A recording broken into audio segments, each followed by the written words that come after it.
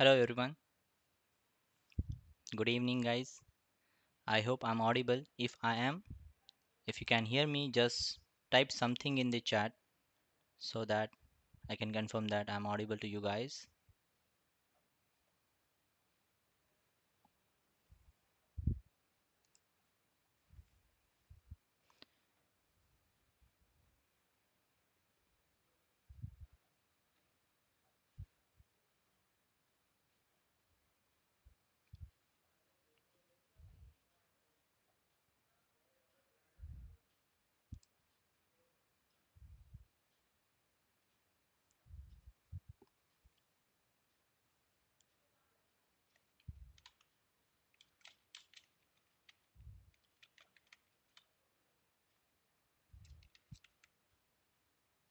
All right. I think we can get started then.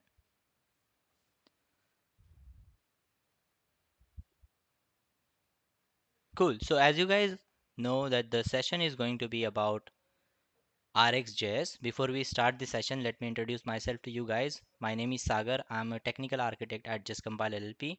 I am just a passionate coder like you guys. I do also conduct some corporate trainings, and this session is basically going to be about RxJS, as you know. Okay. Before we continue into the technical discussion, let's just first understand why exactly RxJS is there in the first place. Okay. So RxJS is basically an approach of reactive programming. Now, reactive programming is not something which is specifically for Angular project. Okay, it's generic concept.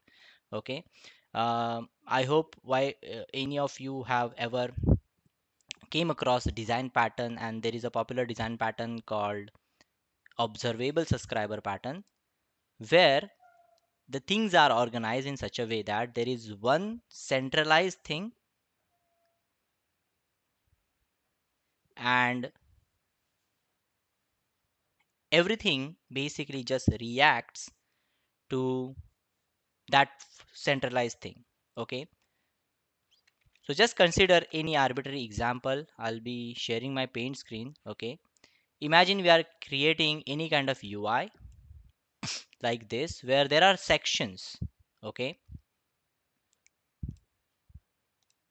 like this big screen has a header, has some kind of sidebar, has some kind of another weird sidebar, and some of the this portion like this. Okay, and what we want is some changes are happening here in this portion of UI, and based on that, some of the parts in this UI, some of the part in this UI, and some of the part in this UI is supposed to change. Now, I'm not saying that things are impossible with general approach. Okay, we can obviously create logic that will do perform something similar to this, but it is going to be very challenging and time consuming. And for that matter, this RxJS is basically in the picture. Okay, it is very similar to the observable subscriber pattern where main data is placed in one centralized place. Let me draw something here so that you will understand what exactly I'm talking about. So just imagine there is something here. Okay, this is our main data, and whatever happens here, okay, basically that does emit some kind of thing and changes here. Okay, now as things are getting changed here, anyone who is subscribed to that resource will get notified about the change. Just like you guys are now joined my YouTube stream, you got notification, right? Everyone got their notification that we are going live now. And as you get the notification, you open your YouTube application and you are here listening my stream. Correct? Application which is complex, okay, and so many UI elements are dependent on one centralized data. In such case, we can use RxJS and we can make things in very easy manner. Okay, so that's basically just an idea about RxJS. Okay, it's a reactive programming approach where so many components will be listening on one centralized storage of data, and any change happen in that centralized storage, everything will get notified. A very common example, if I can give you a real time example, think like this. Maybe you are searching for products on Amazon or Flipkart or any e-commerce website, basically, for that matter. When you click on the button of add to cart, you will see that there are so many different places in the UI are getting affected. Like your cart is getting that new item somewhere there in the cart, or somewhere outside of the cart the counter of the item is getting incremented, or maybe somewhere else also, maybe in the history and anywhere else in the user interface something else is getting reflected. Okay, so there can be so many different things can be dependent on one data, that is cart. Okay, and all these data should be reflected, should get updated whenever the cart is getting updated, right? So in such scenario also we can use the RxJS and make things easy for us to implement. Okay, now this is basically what all theory you need to know before we get started with the RxJS. So let me know down there in the chat that you are first of all clear with the idea about RxJS, and if that's so, we can get into the technical discussion and the live demonstration. So just let me know down there in the chat that the idea about RxJS is clear to you.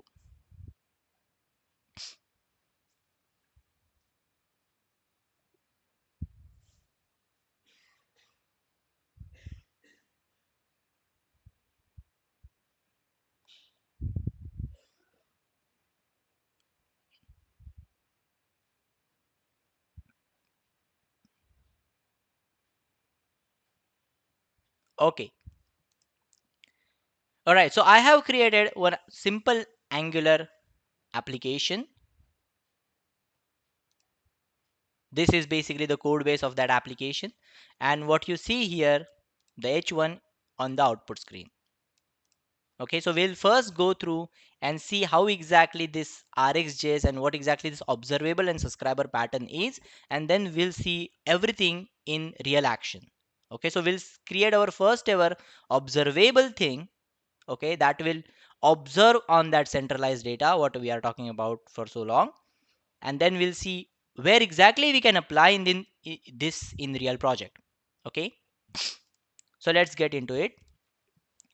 To create RxJS observable, you basically just need to create a subject. Okay, now there are some technical things that are involved here. Okay, so subject is basically that centralized data on which you can observe. Okay, and anyone now in the entire application can observe on that centralized data. Okay, now we are going to be doing this thing in very simple manner. Okay, what I'm gonna do is, in my app ts, I'm going to be creating that centralized data, and there will be different buttons in the UI that can update the data, and different portion of UI can listen to that data. Okay, so just like we have any other real-time observable subscriber system in our real world, like YouTube, as I said, whenever a YouTuber uploads the video, all the subscribers gets a notification. So likewise we'll also get the same. Okay, so to get started with, we need to create a subject and the observables, the observers, okay, for that subject. So remember, subject is the source, and there can be multiple observers on that subject. Okay, so we need to create a subject first. That's why we are going with a variable here in the app component, and we'll call it as a subject. I'm calling it as data subject. The data type is going to be a behavioral subject. This comes from RxJS. So make sure you are importing RxJS package, and from that behavioral subject, I'm creating this behavioral subject of type just a number for this matter. Okay, and we need to initialize this as well. So in the constructor, I'll just initialize it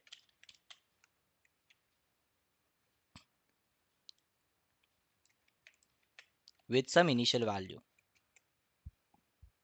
Okay, now as the data is available here, anyone can actually listen on it.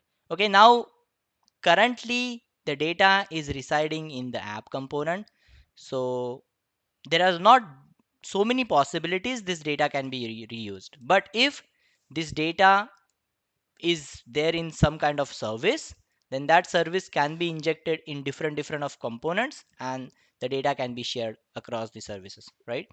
What I'm doing right now is I'm just putting the data here only for our first lab. Okay, so things will not be that much complicated in the beginning.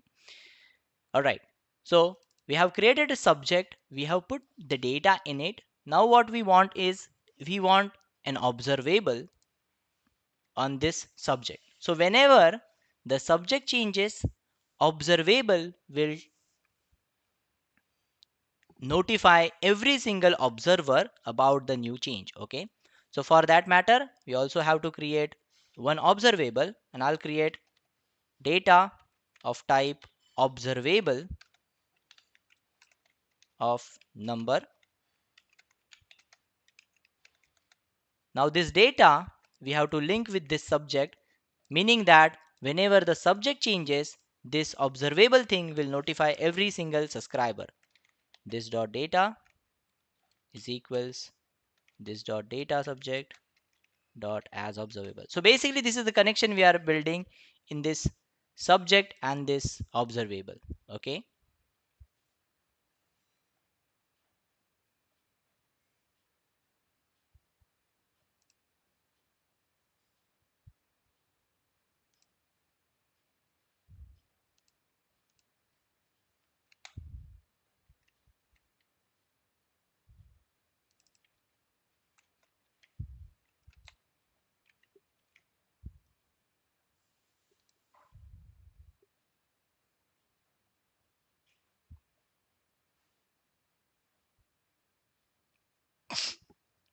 this means that this data can now be used everywhere in our system, and we can actually use it in very different kind of uh, ways. Okay, for example, we can use it in our UI binding, we can use it in our logic, we can use it everywhere. And this data which is right now in number format, it can be of in any different format. Okay, for example, the data subject is which is number right now, which can be string. Okay, so if it is string, the observable has to be in string, it has to initialize with the string, and the data will then be like it's a it's a string. Okay, what's is it a naming convention that we should use data subject here and data? No, it's not. Okay, there is not a big deal. Okay, you can name anything here and you can name anything here. For example, if you want to store an object, you can go for like product subject, or you can even name anything, something completely weird. Okay, that actually doesn't make that much of difference. Okay, but what I mean is, see, I actually did this spelling mistake. Okay, intentionally, so that I can just tell you that actually the naming convention doesn't actually matter. Okay, I can go and create any kind of if you can use any kind of name, and you can attach any kind of subject to any kind of observable. Okay, it's just that the subject's data type and the observables data type has to match. Okay, so if it is going to be observable of string, it has to be a behavioral subject of string. Okay, I just made one simple mistake here, that I didn't imported observable from RxJS. I should change that. Okay, that's why I was getting that error of reassignment. Okay, so what we have done so far is we have created a data subject,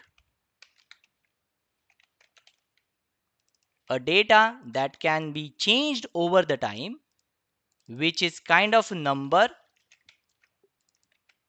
So we have initialized it with number, and we have also attached the data to the data subject. So that means whenever anything changes in the data subject, this data is going to be notifying to the every single subscriber. Okay, now how many subscribers are there if you ask me on this data? Well, I will say none. Okay, there is nothing that is currently listening on the data. The data is created, the data will send the notification, but there is nothing actually present which is listening to the data.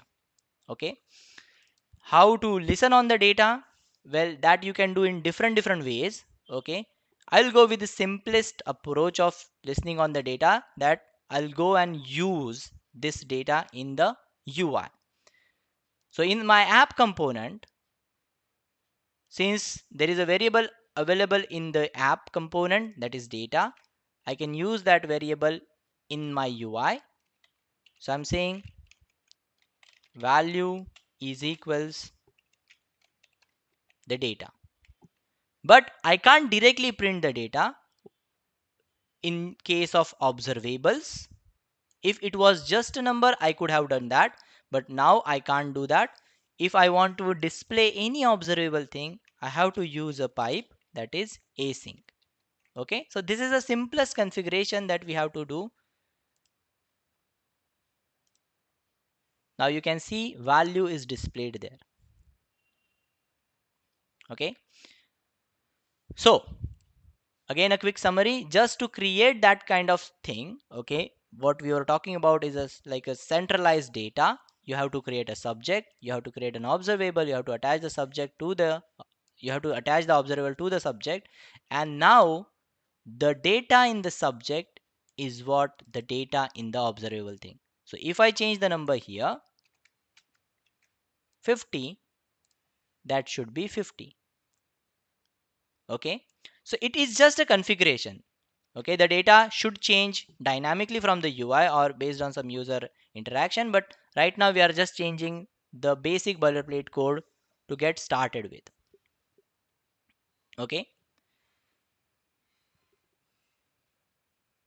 now in order to change this data, if you want to change this data later in the future, let's say we have a button, a simple button, and based on the button we will change the data.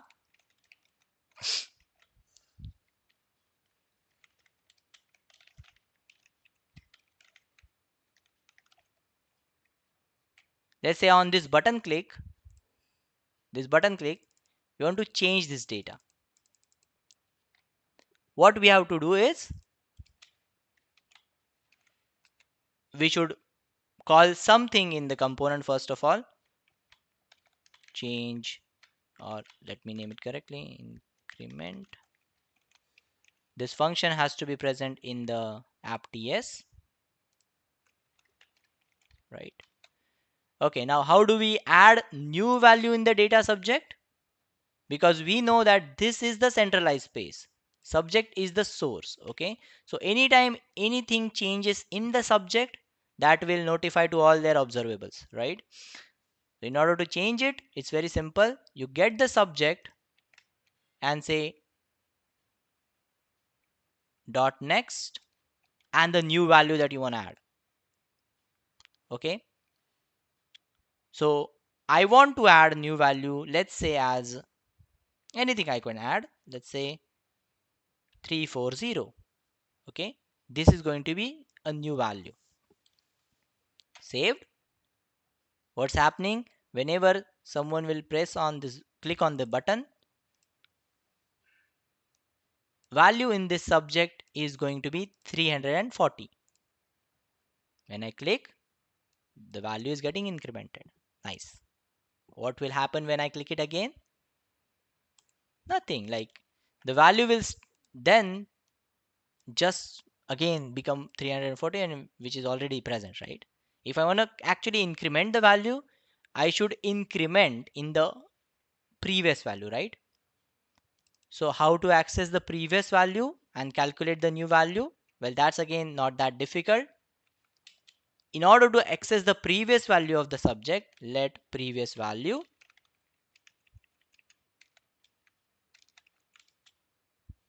is equals the subject dot get value. So this get value is basically going to be giving you the current value in the subject, and which you can obviously use as to calculate the new value. So what I'm doing right now is whatever the previous value at that moment, I'm just basically getting that value and adding 1 and assigning it as a new value. So this line next is to assign a new value.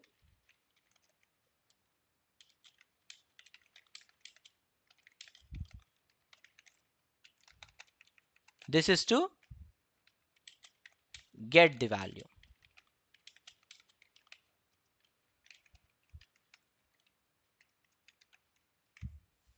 All right. What will happen now? If we keep clicking on the button, it will get the latest value in the subject and will increment. Now you may be thinking, what's a big deal then? Like we could have done the same thing without even the observable. It's not something that huge we have created yet, right? And you are absolutely correct on that. Right now, the example that I shown you is not something which is a tremendous change, right, in your coding style. This is something that we can do without using behavioral subject, observable, and stuff like that. Then what's the big deal about observable and subjects? Well, with observables, it is very easy for us to manage a complicated system. For example, now the data, the subject that we created, we are using it only in the app component. But we can use the same thing in some another places of our application as well. Okay, and that's where exactly this observable is going to be helping us. So all the code that we have so far, what I'll do is I'll just create a service for us, and I'll just push I'll just put all the code in that other service. So I'm creating a service nggs,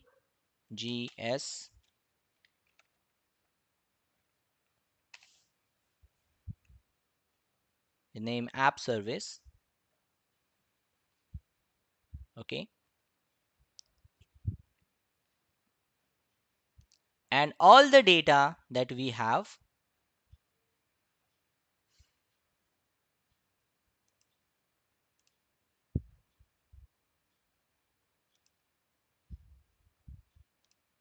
all the code like the subject,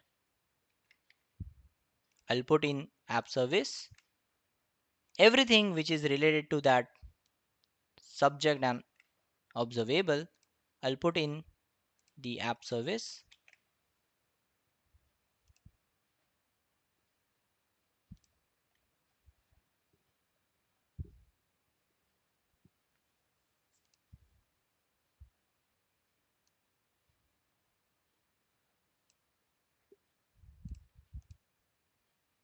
So all these things, this method as well, should go in app service, right? Make sure you're fixing all the imports. Behavioral subject you're adding from RxJS, and observable also. Don't make a mistake of adding it from Redux.js. Okay, it should be coming from RxJS. And in app component,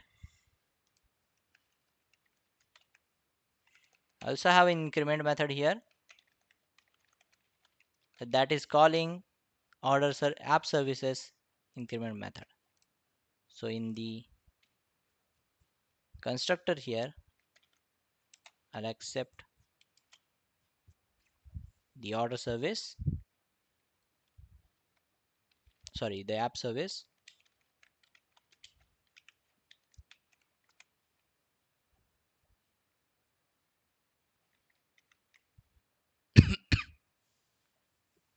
and in the increment you have to call the increment method from the app service, not this, from the app service.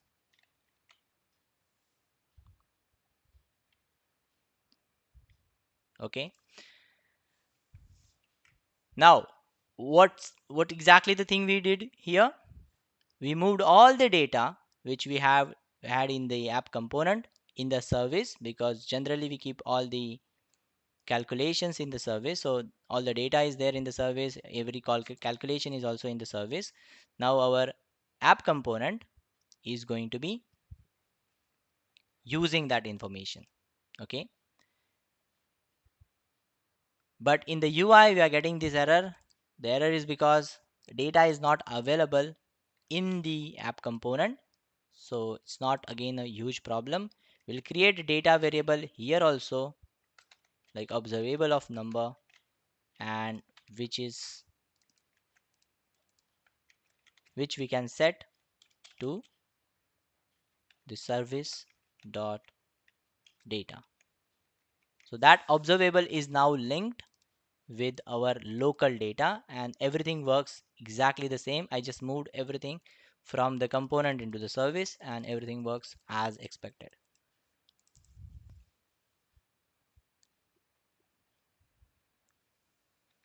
Okay, again we have still used the data only in one component. It's not like we have used the same data in multiple components.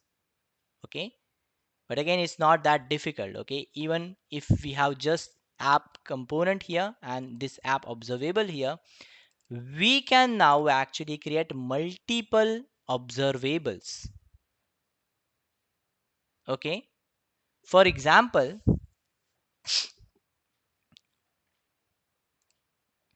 value we are showing here, the 68 value we are showing here, and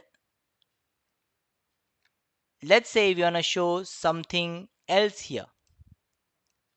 Okay, just next to it, like in the app only, this data which we are showing here, this is a single source of our information, and based on that we want to change something and want to show it here.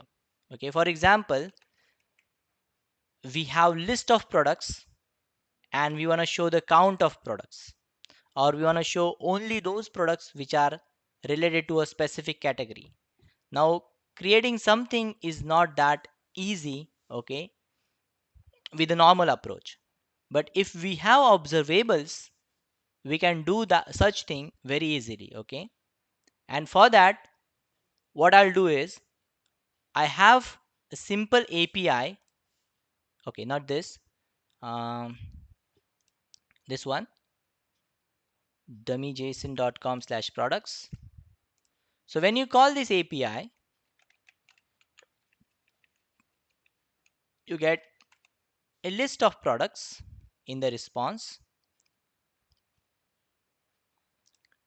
What we'll do, we'll call the API and we'll put that data in the observable storage. Okay, now what's basically the point of storing the data in the observable storage? Well, see, if we use the observable storage to store API response, the UI will get notified as soon as the data arrives, and we can actually use different kind of operators on the data just in case we want. Okay, so this observable is also just one of the common practice in order to call HTTP APIs in Angular. How to do that? Well, let's go in app service, and the data subject we have, which is of type number, I will change it, and now we are basically going to be seeing the real world scenario where exactly you can use observables. And why I say like it is very easy, it makes very easy for us to manage complicated system. Okay, so first of all, I'll just do a simple API call. We'll store the API response in the subject, and we'll just show the API response on the UI. Next, what we'll do is we'll just do add some kind of common use cases like add to cart and cart count and stuff like that, but by using the observables, and you will see how things are very easy there. Okay, so what changes are we expecting? We want to call an API, right? So for that matter, we must use the HTTP module, and for doing that, I have to do a couple of changes. First of all, what I'll do, I'll just remove this service from root. It's not a huge deal, but I really don't like when services are, injected in at root level. So I'll go and add it only specifically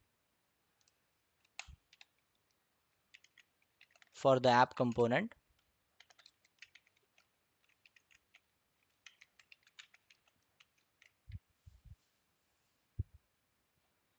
In the app service, we have to inject a dependency that is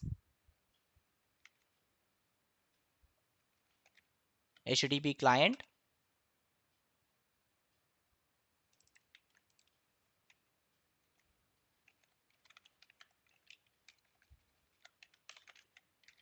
This is to call an API in Angular. Okay, and next thing I'll do is the subject, the type of subject we have. Currently, we had just a number. Okay, this was just to show you how exactly subject observable things works. Okay, now I'll actually change this data subject to behavioral subject of type. I'll use actually a complex type. Okay, so the data which we are expecting looks something like this. Okay, and I have already added this data on JSON to TypeScript, and I have got a sample response type of the data. Okay, so all the products from that API looks like this. So I'll use this interface in my project.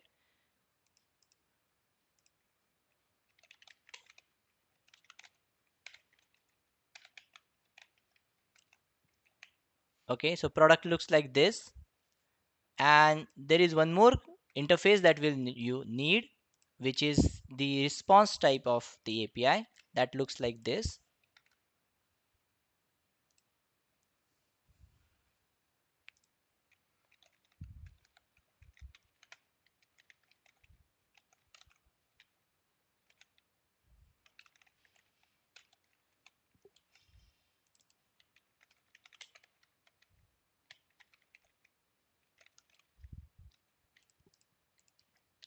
This interface will come from product model, and this product response is something what we are getting from the API call.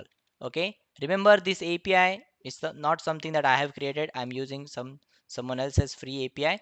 Okay, so from where basically I get all these models, how do I know like this is going to be the return type of the API? Well, simply I just copied all the JSON which they are returning and pasted on this website JSON to TypeScript, which basically converts the raw JSON into TypeScript objects, TypeScript types, okay, that are interfaces. Now from the app service, I'm doing one change, that the subject will not never going to be number anymore. It is supposed to be a product array. Observable should also change, and initial value will be an empty array. Okay, looks good, looks good. Okay, increment is not something which is valid operation here, so I'm basically commenting that out. I'm actually removing everything from there. In app component, app service we are using, and this data which we are listening, actually look what I'm doing. I'm just converting it to observable of products array. Okay, So this basically means that the number of products I have in the service are going to be equivalent to number of products I have in my app component. I'm saying this data is equals to services data. Okay, this is the service, and basically I'm assigning everything to the service. And so I can now loop on the data. I can use ng for, and I can just list down all the products. Okay, now I'm using basic div tag and doing an ng for.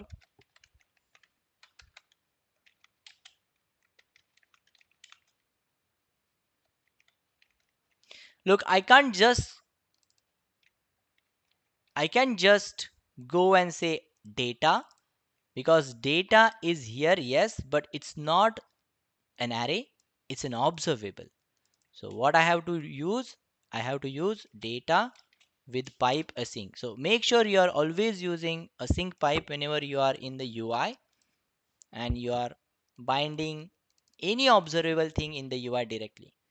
So this means this div is going to get repeated for all these items in the data, and I'll just simply print the product name as of now, item dot title and item dot brand. Okay, that is enough for now.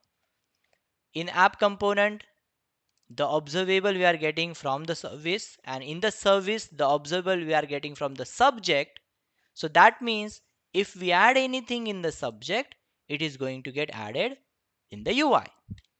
So I'm saving everything, and there should not be any error, but there should not be any output as well, what we are expecting. The reason is because in the service the data is not initialized yet. We have HTTP client.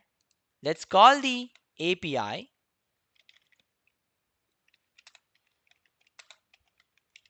where we can mention the return type of the API, which is product response. This data type we have just created back some time, and I'll put the API, oops, again, API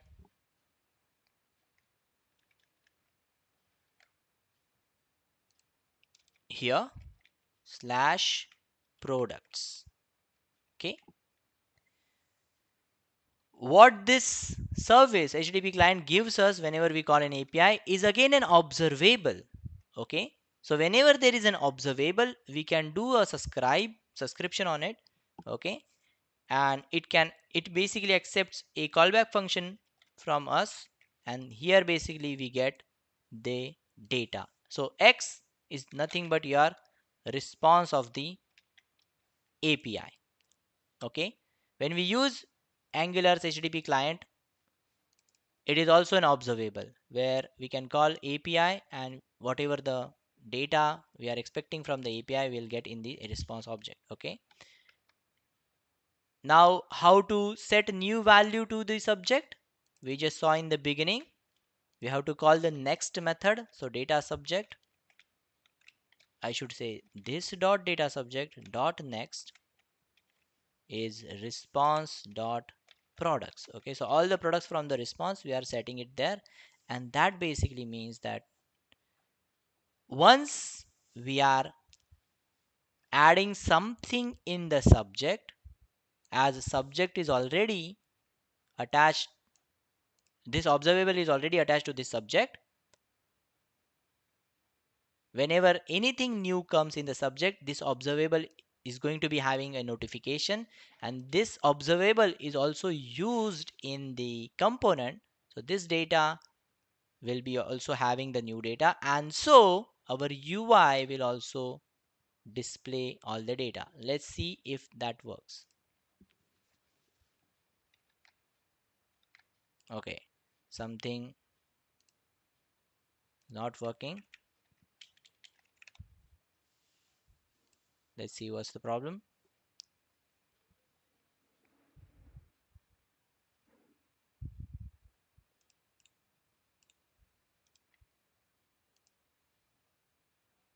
Okay, is there any error? Let me just debug.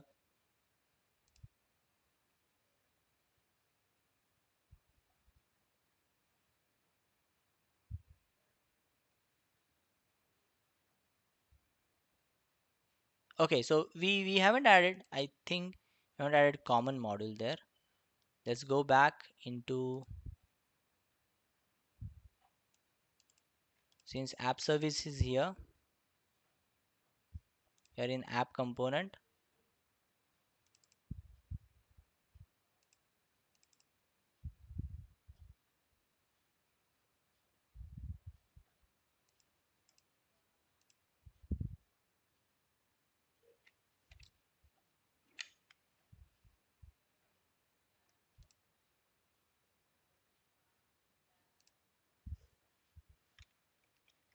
We must use the HTTP module, right? Yeah, the HTTP module we have to use in order to call an API. Now we can see here all the products are listed down here. Now let me again take you to the code and let me explain you the flow, how exactly things are working. If you see this way, the flow with this way, like from the UI to the service. So UI is basically dependent on the data, which is an observable thing. Data in the app component, which is assigned, which is expecting something to come from the service. That data is basically linked to the subject. So every time anything new gets added in the subject, it is causing change in the data, and so we are seeing the change in the UI. Okay, so this is just one of the application of observables, which is API calling in Angular. But it's not just that. Okay, there are a lot more things that we can do. For example, let's say we want to categorize the products. We want to show only those products which are of either from Apple brand or from Samsung. So what we can do, we can create two different kind of observables, and we can use RxJS operators to map on those observables. I'll show you how exactly we can do that. This is just one of the built-in feature RxJS allows you to do. So in the app component, look what we are doing. We have one observable which is pointing to what? All the products, right? But what I'm going to be doing now is I'll change the logic here. I'll say here only apples. Okay, and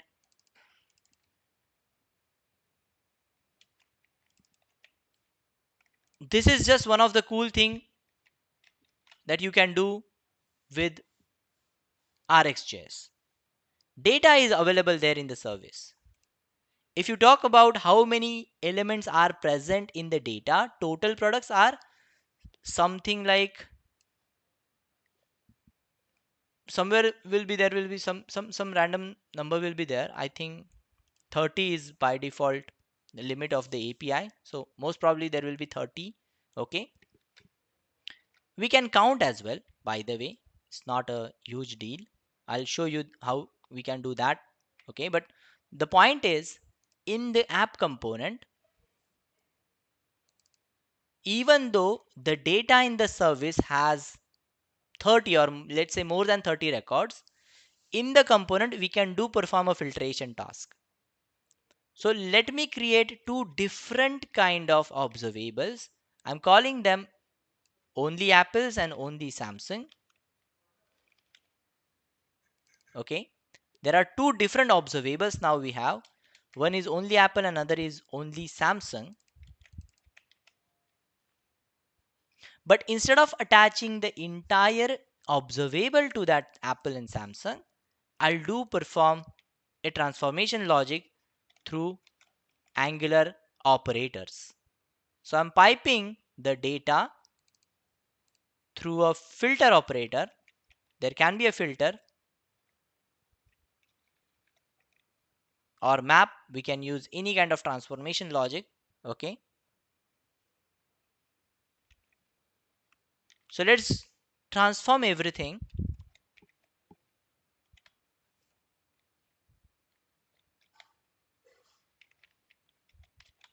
by using map. Basically map will transform one type into another. Okay, so all these data which you are getting, I'm doing data dot filter. So this data means all the products that we have in the service, in the app service. But what I'm doing is I'm just doing a quick filtration on that, and I'm saying okay, wherever the brand is equals Apple, only take those. Okay, same thing I'll actually do for only Samsungs, and here I'll say only Samsung. So I'm basically converting all the data, even though the main data thing has more than these many products. Okay, but only Apples will have uh, only Apples, and only Samsung will have products which are with brand only Samsung. Okay, so in the UI, I'll create two different sections. I'll I'll have an H1 for Apples,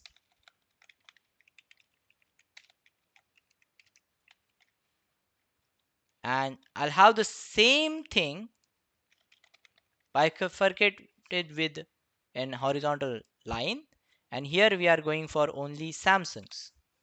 So we have two sections, one is for Apples and another is for Samsung. Now remember again, this only Samsung and the only Apples, these are two different observables, but they are created in the component only. In the service we still have all the products.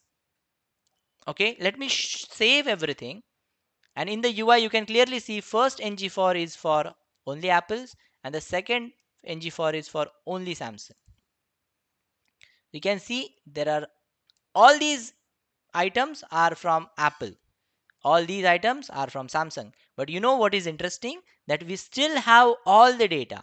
Because if I go and create one more observable here, and I'll say all products, which I bind, if I do bind all products just to the data without any transformation logic, all products still have all the products. Okay, so if I go and just for our understanding I'm adding another section here, but this you can consider like these are different kind of section in your UI. These are all the data, all products that I'm attaching to all products. So I'm doing an ng4 but now on the all products. So we have all the products, but we also have only the Samsung and only the Apples through the operator. So we have all the products, but we separately created only Samsung and we separately created only the Apples. And how easy it is. Now again, it is just one component here, guys, you can see. So you're again not getting into that much of complexity, but imagine you have hundred of components in your application, and each component wants the same data just to be in a different format. You can use something like this. Okay, so in the stream of your data, if anything changes, everyone will get notified. Where is the stream of the data? In the service. Currently the stream of the data is in the service, and this is basically the source. If any change happen in the source, whatever which is dependent on that data will automatically get notified. So in app component, if app component is using data, okay, but with their own logic like only Apples or only Samsung, they will also get reflected with the new data in app service. So anything new which you are adding in app service will be having reflection everywhere. Okay, you can't just transform the data from one type to the same. Like for example, what is happening, when we have data, it is observable of products, and when you are using it, when you are attaching it to only Apple, it is also observable of products. But you can convert the data into your desired type just in case you need it. Okay, so it's not again very huge thing in this particular example, but yeah, it is useful in another situations. let's say I'll give you a very simple example as of now. Okay, let's say we want to calculate how many apples are there. Just count. Just you want to count how many apples are available, and that is also in a reactive manner. So anytime anything changes in the main products should affect the total count of apple as well. So if we want something like that, okay, what we can do is we can create another observable but of type, let's say, number, and I'm saying product count. Okay, now this product count I'm considering it for apples, but I can consider it for all products also.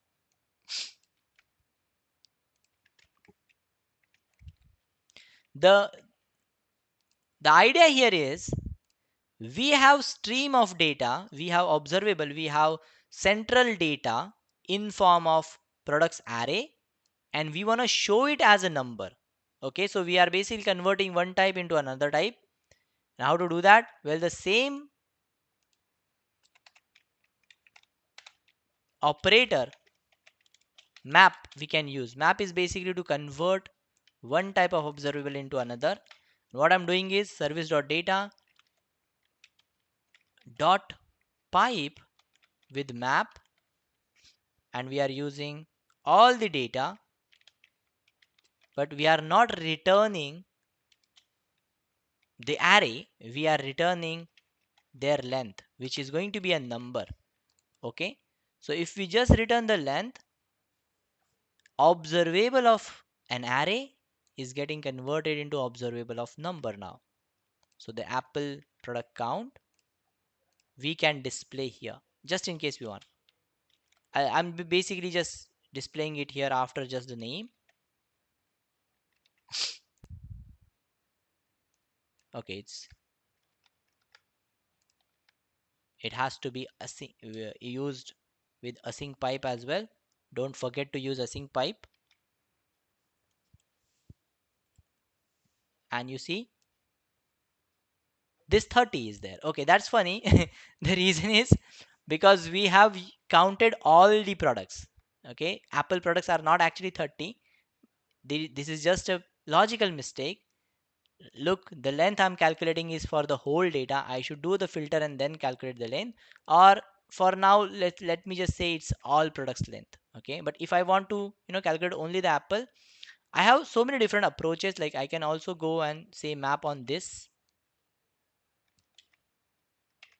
So only apples dot pipe. So whenever apples are getting changed, the new calculation is happening, but now only for apple. So just before, what I was doing, I was calculating all the products length. I should have calculated apples as I wanted apples count, right? So apple count is 3, and you can clearly see it's 3. So I can do the same thing for Samsung and all products also.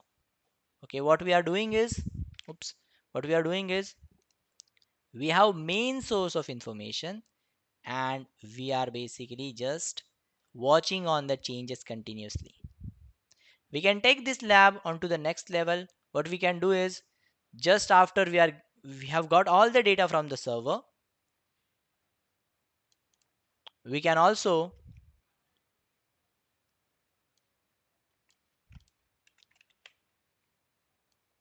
have something like a cart,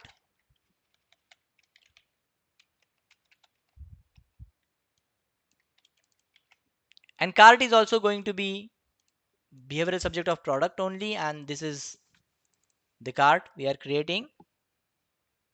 So imagine a button there in UI, and whenever you click on the product, it is getting added in the cart. Okay, now you got the data. The cart you have will be having an array of products, and everywhere in the UI you can use that information as you want. Whenever you want to show the count, there you will show the count. Whenever you want to show all the items, you will just show all the items. Okay, so that's something we can do, but this is something which is not possible now, so I'll just leave that thing for you guys.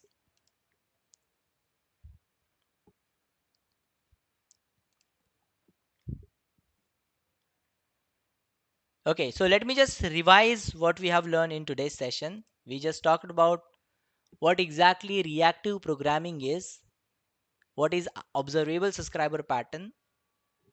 We saw the basic implementation of observable and subscribers, how we can put new data in the subject and how UI gets updated in the on any data change. Later we saw a real-time use case where we can call an API and we can store the API response in an observable storage, which we can again use in different manner. Okay, like I here created a bifurcation by using map, but there are different operators available in RxJS, okay, which you can explore in your time. But the main idea of reactive programming is to have something in centralized place, and whenever that changes you basically get notified. So that's it for today's session, guys. I hope whatever we have learned in today's session is clear to you. In case you still have any doubts, the video will be there in you on YouTube. You can add your comments and ask your queries.